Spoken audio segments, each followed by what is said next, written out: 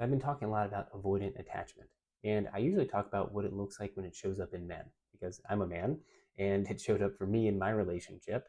And so I shared my own struggles about how I overcame it and how I work with a lot of my male clients who show up this way to overcome it and become more secure too. But I had a female commenter reach out and say, hey, how does this show up in women? Because women can be avoidantly attached too. So let's talk about it. With men, avoidant attachment often looks like shutting down in the moment, not being able to express your emotions or open up vulnerably to the other person. And that's because closeness, connection, vulnerability often feel dangerous to somebody who's avoidantly attached.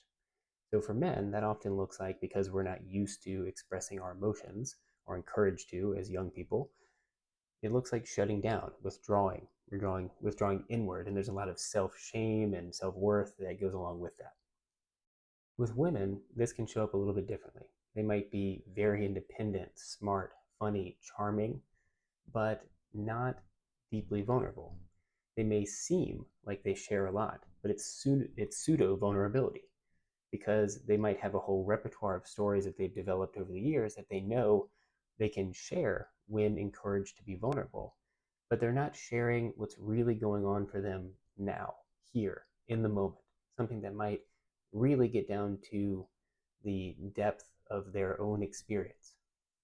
Instead of talking about their real feelings, they might share an embarrassing story from childhood or a past relationship, something that feels safe for them to share, but verges on vulnerability, that seems emotional. But when they actually get close to someone in a relationship, they pull away. They crave independence. They don't want to be that vulnerable because it still feels unsafe for them. And that lack of safety feels smothering when the other person's getting emotional, when they try to get too close. So in that case, the avoidantly attached woman might ghost the other person, they might pull away, they might get even more independent, or they might keep everything surface level. They might be the jokester in the relationship who is constantly cracking jokes, life of the party, very funny, interesting person, but never quite getting beneath that surface level because it just doesn't feel safe enough to them. And again, this is not them trying to be dishonest or because they're a bad person. It's just because they realized early on that getting that close to someone, that being vulnerable, doesn't feel safe.